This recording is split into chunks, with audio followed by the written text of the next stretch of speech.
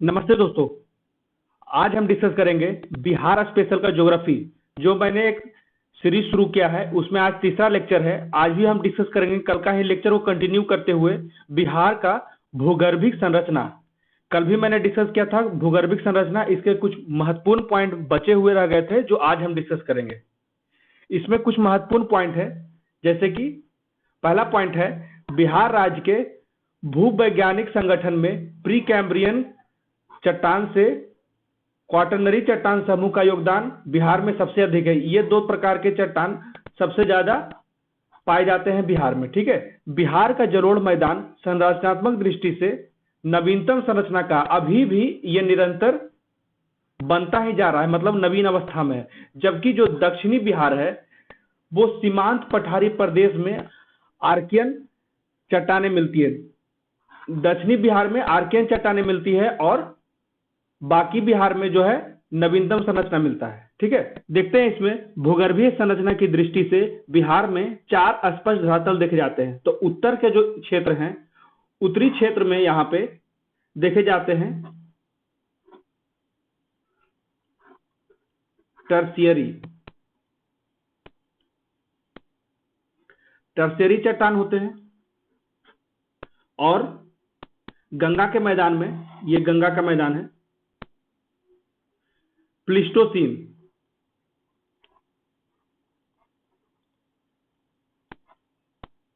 चट्टान होते हैं। इसमें जलोढ़ निक्षेप भी मिलता है। ये कैमूर का क्षेत्र है, भभुआ कैमूर।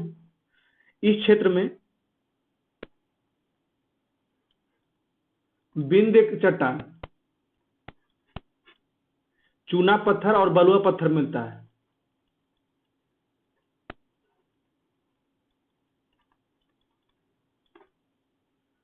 वहीं दक्षिणी क्षेत्र में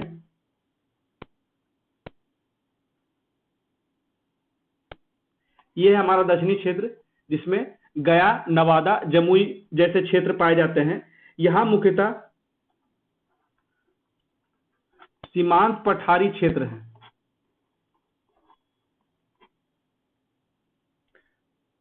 जहां आर्कियन युगीन चट्टानें पाई जाती है। ये चारों का डिफरेंस पता चल गया। उत्तर में क्या पाया जाता है? टर्सरी चट्टानें। उसके बाद मैदानी गंगा के मैदानी भागों में प्लीस्टोसीन चट्टानें। उसके बाद इधर कैमूर के क्षेत्र में बिंद चट्टानें, और दक्षिण में आर्कियन चट्टानें। ठीक है, अब आगे बढ़ते लेक्चर में। तो यहां तक समझ गया सारी बातें मैप के थ्रू। अब आगे देखते हैं बिहार का मैदानी भाग, जो बिहार के कुछ कुल क्षेत्रफल का लगभग 95% है। प्राचीन, यहां पे कुल होगा, कुल क्षेत्रफल का लगभग 95% है। प्राचीन टेथिस सागर के ऊपर विकसित हुआ है ये मैदान। भूसन्नति सिद्धांत के अनुसार हिमालय पर्वत का निर्माण टेथिस सागर के मलबे के संपीड़न बल, कल मैंने बताया था संपीड़न बल और तनाव मूलक बल का सिंपल डिफरेंस। ठीक है, तो वही संपीड़न बल यहाँ पे है, द्वारा हुआ है। हिमालय के बनते समय हिमालय के दक्षिण में एक विशाल अग्रगर्त बन गया।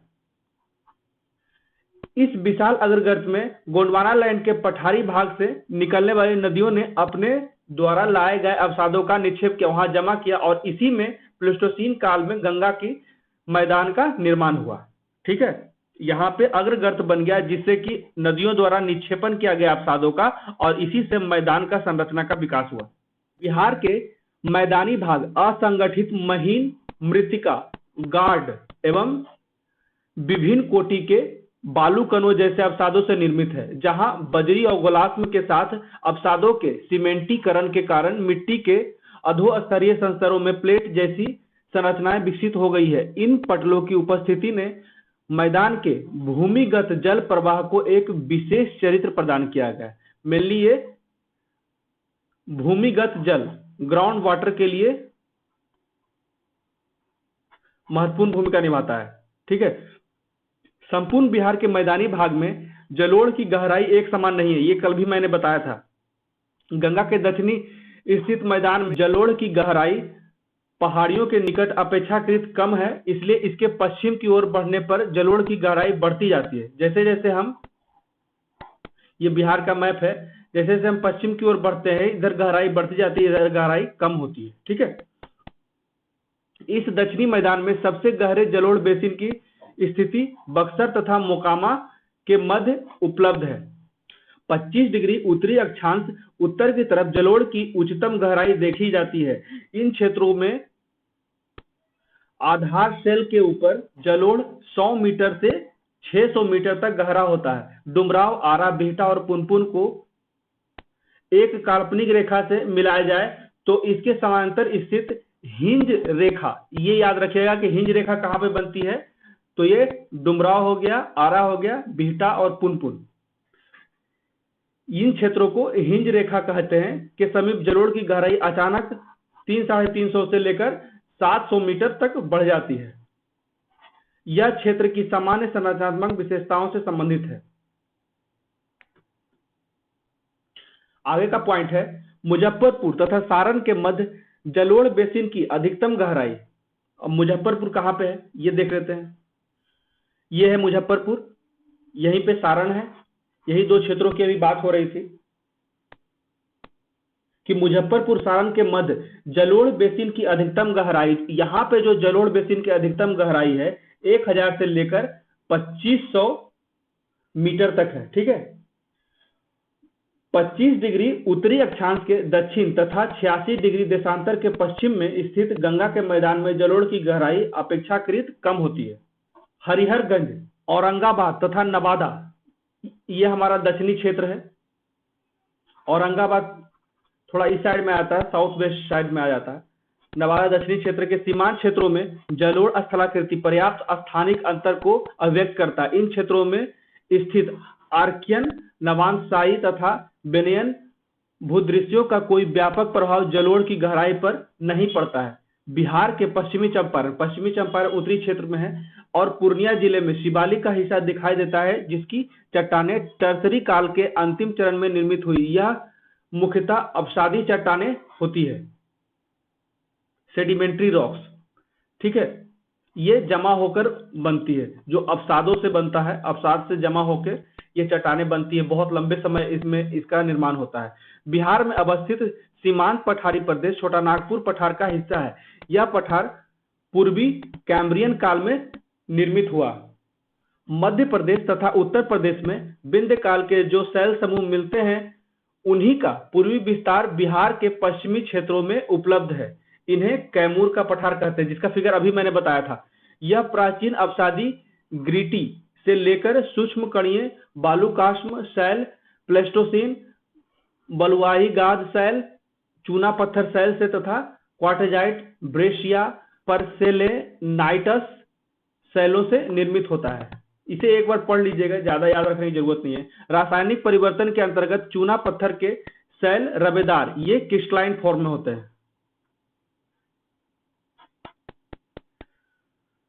डोलामाइट में परिणत हो जाता है। जो चूना पत्थर का जो शैल होता है वो क्रिस्टलाइन फॉर्म में डोलामाइट में परिवर्तित होता है एवं इन शैल समूहों के शैल बहुधा पायराइटिफेरस विशेषताओं को भी प्रकट करता है। गया, नवादा, मुंगेर,